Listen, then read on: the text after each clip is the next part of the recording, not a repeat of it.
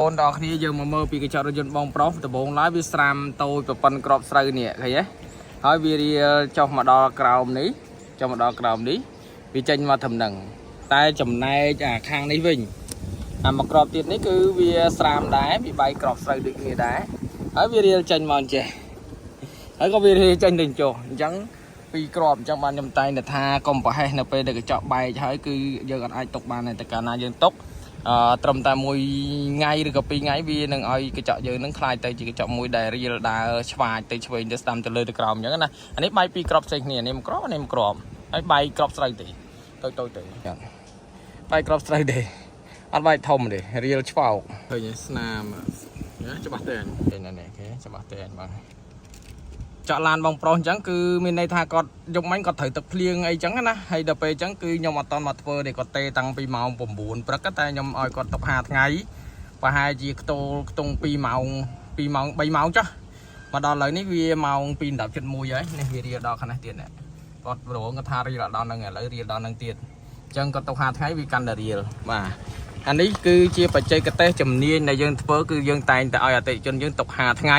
ដើម្បីឲ្យវាស្ងួតអាទឹកដែលវាបានចូលទៅក្នុងសាច់កញ្ចក់ហ្នឹងណាដើម្បីនៅពេលដែលយើងអ៊ុតទៅវាជួយកាត់ស្នាមកុំឲ្យវាឃើញច្បាស់ពេកហើយនឹងឲ្យវាខំមាំជាប់បានយូរអញ្ចឹងបងប្អូនអញ្ចឹងនៅពេលដែលកញ្ចក់ឡានចូលទឹកចូលដីយើងធ្វើទៅគឺអត់ជាប់ទេទី1អត់ជាប់ទី2វាកាត់ស្នាមអត់សូវល្អអញ្ចឹងបានតែជាបទពិសោធន៍គឺយើងតែងតែឲ្យគាត់ទុក5ថ្ងៃដើម្បីឲ្យវាស្ងួតតែបើសិនជាកញ្ចុំយើងអាចទុក5ថ្ងៃទេគឺទុក5ថ្ងៃគឺដើរតែម្ដងកញ្ចុំណា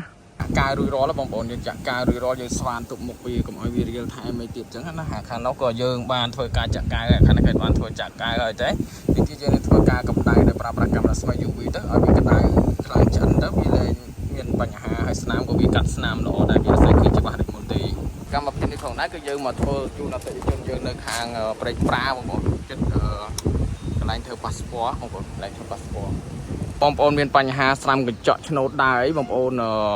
ជិះវៀងទឹកបានកុំឲ្យចូលទឹកកុំឲ្យត្រូវទឹកកំលៀងទឹកកុំបបផ្លិតទឹកអីចឹងណាហើយបើថនជាត្រូវទឹកហើយភ្លាមយើងកុំតន់ធ្វើការអ៊ុតយើងទុក5ថ្ងៃឲ្យវាស្ងួតសិនទៅចាំពេលដែលយើងធ្វើទៅវារៀងកាត់ស្នាមមិនល្អកុំឲ្យដល់ពេលយើងធ្វើភ្លាមវាអត់ស្អាតទេអញ្ចឹងបានខ្ញុំតែងតែប្រាប់ដល់អតិថិជនរបស់ខ្ញុំជានិច្ចរកការត្រូវទឹកគឺយើងអត់បានធ្វើការជួសជុលទេអញ្ចឹងណាអញ្ចឹងរងចាំរយៈពេលខ្ទង់1ម៉ោងទៅ2ម៉ោងថា2ម៉ោងយ៉ាងតិចបាទសម្រាប់ការអុតកញ្ចក់ដែលមានបញ្ហាចូលទឹកឆ្នោតបែបនេះណាបងប្អូនអរគ្នាហើយចំពោះការប្រើប្រាស់ទឹកថ្នាំគឺយើងប្រើប្រាស់ទឹកថ្នាំរបស់លម៉ង់ធានាជូននូវគុណភាពសុទ្ធ 100% ជាប្រភេទទឹកថ្នាំនាំចូលពីអឺរ៉ុបតតែម្ដងខ្ញុំឆ្ងល់តែខ្ញុំគាត់ថាគាត់នៅលើមកភិចបាទខ្ញុំតាមមើលអត់មាននៅលើនេះហ៎លើនោះយើងមើលឃើញគឺ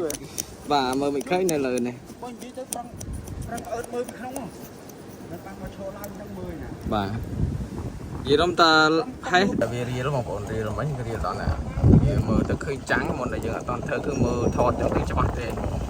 តែដល់ពេលយើងថតហើយគឺអត់ឃើញច្បាស់ដូចមុនទេវានៅតែខ្សែសក់កាត់ខ្សែសក់ពេញហ្នឹងគឺអត់ឃើញអូនសម្រាប់ការជួសជុលកញ្ចក់រថយន្តមួយគឺយើងច្បាស់លម្អិតអំពីទឹកថ្នាំជូនអតិថិជនណាយើងមិនមែនចេះតែចង់បានលុយអតិថិជនន័យថាបើយកទឹកថ្នាំពីចិនមកថាបាទអាមេរិកអីទេបងប្អូនអត់ត្រូវការទេព្រោះយើងត្រូវការអ្វីដែលជាគុណភាពយើងមិនចង់បានធ្វើឲ្យរៀលធ្វើឲ្យដើរសន្យាថាសងធ្វើសងវាដដែលពេកអាការធ្វើសងហ្នឹងអញ្ចឹងយើងចង់បានអញ្ចឹងទេយើងចង់តែធ្វើឲ្យជាប់ប្រើរាប់ឆ្នាំអញ្ចឹងទៅប្រើឲ្យគេណែនាំតអញ្ចឹងទៅហ្នឹងគេហៅថាច្បាស់លាស់បើសិននេះគាត់ថាធានាឲ្យរៀលធ្វើវាតែម្ដងពីរដងហ្នឹងអតិថិជនគេលែងទុកចិត្តបានគេតតចោលបាត់ហើយអញ្ចឹងបានតែខ្ញុំតែងតែអត់ចង់ប្រើទឹកថ្នាំដែលมันមានគុណភាពទេចំណាំមើលទៅកាវដែលមានគុណភាពប្រភេទដែលកាវកោសមកគឺវាសាច់ទុនអញ្ចឹងវាអត់មានក្រាមបាក់សាច់ក្របទេអានេះគឺសាច់វាលក្ខណៈទុនអញ្ចឹងអានេះប្រភេទកាវដែលល្អគឺគ្រាន់តែមើលតែសាច់ក៏យើងដឹងថាកាវល្អដែរបងប្អូនបើចាំទៅពិនិត្យអីវិញឆ្ងាយបងប្អូនគ្រាន់តែថាយើងកោសអញ្ចឹងអានេះចឹងយើងចំអិនឡើងឆ្អិនណាយើងកោសអញ្ចឹងយើងយកមកច្របាច់នេះឃើញទេវាអត់បែកក្របទេវាទុនវាល្មួតអាហ្នឹងគេហៅសាច់កាវល្មួតជាប្រភេទកាវល្អគឺបែបហ្នឹងគឺអត់មានហើយអត់ត្រូវថ្ងៃអត់ងាយឡើងសឆ្វាចអីទេវាអត់ងាយឡើងទេអានេះតែធ្វើមួយគឺដឹងមួយបងប្អូនកម្រនឹងប៉ះបងប្អូនជាមួយនឹងទឹកថ្នាំបាទលបងនេះគឺគុណភាពខ្ញុំធ្វើរាប់ភ្លេចឯងប្រភេទឆ្នោតចេះនិយាយមួយថ្ងៃ3 4ឡានគឺធ្វើឡើងចង់និយាយថាជាជំនាញមួយសម្រាប់ធ្វើឆ្នោតយូរលែងចង់ធ្វើកញ្ចុំទៀតធ្វើតែឆ្នោតពេក យើងកោះកាយឥឡូវយើងមកមើលលទ្ធផលនេះលទ្ធផលហើយយើងធ្វើហើយឃើញទេវាលែងឃើញស្នាមច្បាស់តែនិមន្តឃើញទេអញ្ចឹងបានថាអានេះ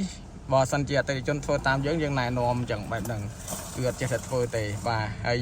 បើសិនជាបងប្អូនត្រូវការអ៊ុតកញ្ចក់រថយន្តបែបប្រេះស្រាំអីបងប្អូនក៏អាចខលតាមរយៈលេខ Telegram ឆាតឬក៏បើខលឬក៏ឆាតអត់លើកទេ